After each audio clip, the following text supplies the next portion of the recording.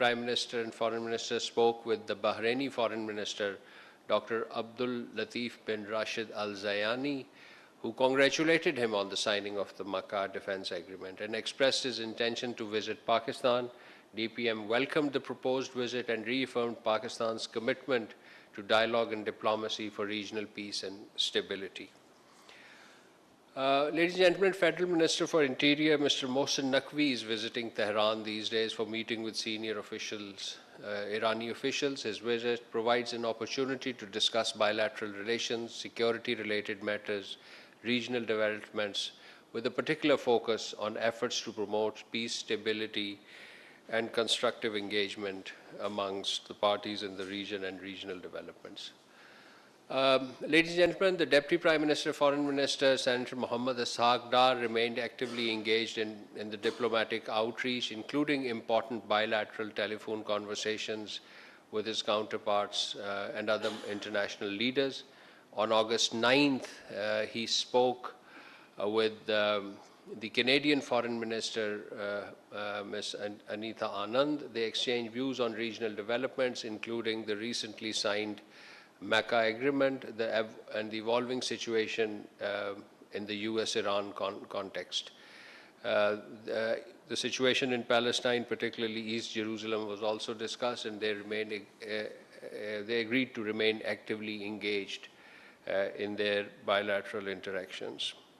On the same day, the DPM spoke with the Foreign Minister of Senegal, Mr. Cheikh Niang.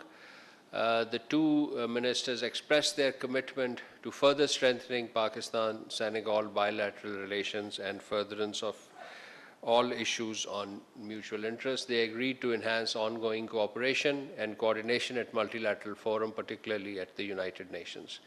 The Deputy Foreign Minister also held a telephone conversation with President Felix Tshisekedi of the Democratic Republic of Congo and former President of Guinea-Bissau, Umaro Sissoco Embalo, on the 10th of August. He briefed them on the contours and significance of the Makkah Agreement and its role in strengthening regional peace and security. He also discussed the importance of furtherance of Pakistan-DRC relations, including through high-level exchanges. Pakistan and New Zealand, ladies and gentlemen, held two important dialogues. One was the bilateral political consultations led by our Additional Secretary for Asia Pacific, Ambassador Ali Asad Gilani, and the second was the Joint Trade Committee meeting led by Secretary Commerce, Mr. Jawad Paul. On political consultations, this was the third round.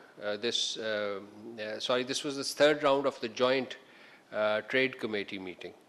The two sides covered bilateral relations, explored avenues of enhanced cooperation in economic development, in science, technology, education, counterterrorism, and people-to-people contact. They agreed to enhance mutual cooperation on all multilateral forums, particularly the United Nations. At the Joint Trade Committee meeting, the sides discussed strengthening bilateral trade and investment, particularly agriculture, livestock, information technology, education, and service.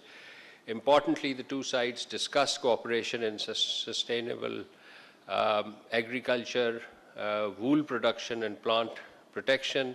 A key outcome of the visit was the signing of an education cooperation arrangement between Pakistan and New Zealand aimed at deepening collaboration in education sector and further enhancing education ties and ties between the students and educational institutions. Ladies and gentlemen, with this I conclude my opening statements and open the floor for question. Ji Zishan.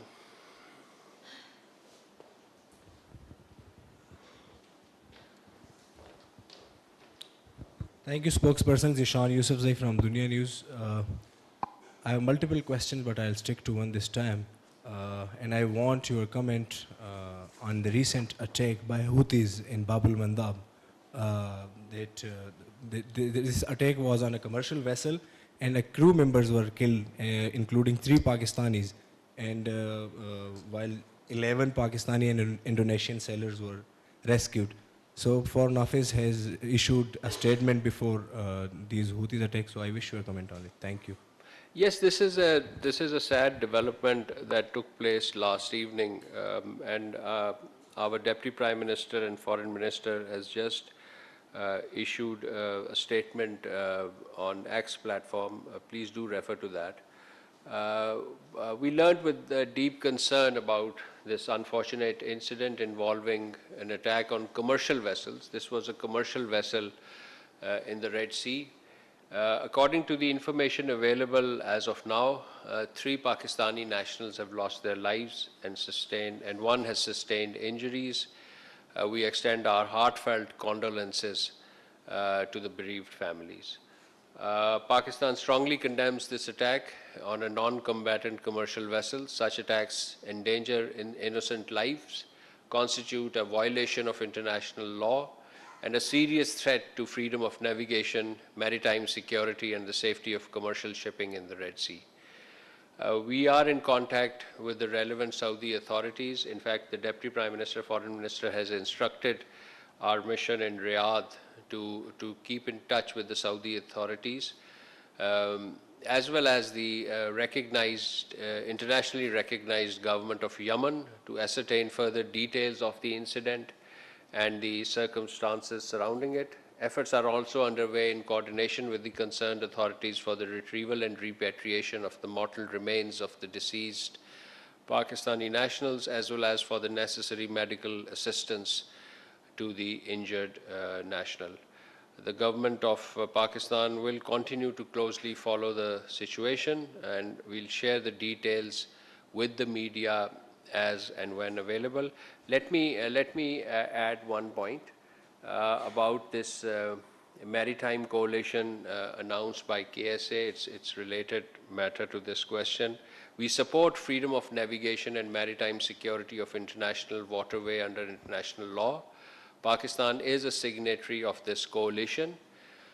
We abide by its communique, and we are ready and willing to assist Saudi Arabia and other coalition partners in operationalization of this communique to preserve the safety and security of the global supply chain as well as the maritime traffic. Ji, sir. Thank you, sir. Indian MEA's spokesperson in his weekly briefing made comments on the recent protest in Azad Kashmir. What is your response on this particular matter, sir? Yes, we saw the statement. We categorically reject the baseless statement and allegations made by the Indian MEA regarding Azad Jammu and Kashmir. India's professed concerns for human rights in AJK is disingenuous, given its own well-documented record of repression in Indian illegally occupied Jammu and Kashmir, including excessive use of force, arbitrary detentions, suppression of political freedom, and sweeping powers of security forces under the draconian laws enacted there. India's deliberate exaggeration and politicization, it's important to note, exaggeration and politicization of recent developments in AJK is quite misleading, and it cannot divert attention from the stark realities in Indian illegally occupied Jammu and Kashmir. Pakistan remains fully committed to protection and fundamental rights of the democratic freedom of the people of Azad Jammu and Kashmir, including the inalienable right to self-determination of all people of Jammu and Kashmir. Rather than making such baseless statements regarding AJK, India would be well advised to honor the commitments made by its founding fathers and uphold the right of the people of Indian illegally occupied Jammu and Kashmir to freely determine their future through a UN-administered plebiscite in accordance with the UN Security Council resolutions. Ji.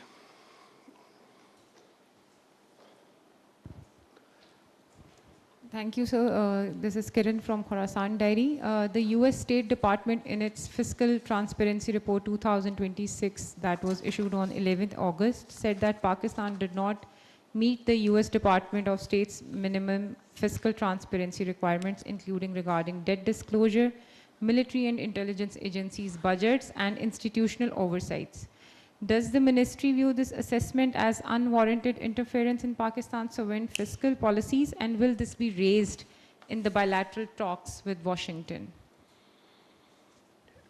Yeah, this is a development that took place yesterday, and we have seen the US Department of State's Fiscal Transparency Report of 2026, which is mandated by the US Congress, I understand. Pakistan is included amongst the 67 countries for not meeting this minimum criteria. There are other 66 countries. While Pakistan adheres to the internationally established best practices in respect of fiscal transparency, budgeting process and financial disclosure is also required to follow our own constitutional, legislative and regulatory framework. As you are aware, Pakistan is currently in an IMF program, which is, by its design, is focused on structural reform and improving fiscal management.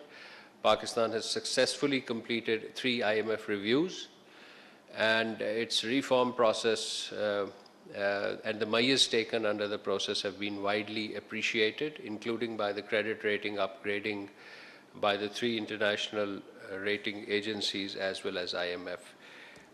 And I'll also refer you to Ministry of Finance for further questions, for further information on this subject. तर्जुमान दफ्तर ख़ारजा ताहिर हुसैन इंदराबी की इस्लामाबाद में हफ्तावार news briefing. कहा, पाकिस्तान मक्का मुश्तरका दिफाई मुआहदे के इलामिया का दस्तखत कुनंदा है। आलमी supply chain के तहफ़्फ़ुज़ के लिए सऊदी अरब और शराकतदारों से ताउन के लिए तैयार हैं। पाकिस्तान आज़ादी, बहरी नकलो हरकत और आलमी आबी गुज़रगाहों की सलामती की हिमायत करता है। पाकिस्तान सूरत हाल पर गहरी नज़र रखे हुए मज़ीद तफसीलात तस्दीक के बाद दी जाएंगी। खबरनामा इख्तिताम को पहुंचा। एक ब्रेक के बाद हाजिर होंगे हेडलाइंस के साथ। आप देखते रहिए PTV न्यूज़।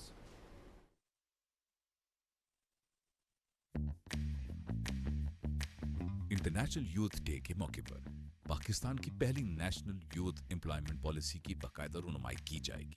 ये पॉलिसी वज़ीर-ए-आज़म शहबाज शरीफ के प्रोटेक्टिव एम्प्लॉयमेंट के तसव्वुर को कौमी सतह पर अमली शक्ल देने की एक अहम कोशिश है। इस पॉलिसी का हदफ इदारों, तालीमी इदारों और इंडस्ट्री के दरमियान बेहतर राब्तों को यकीनी बनाना है।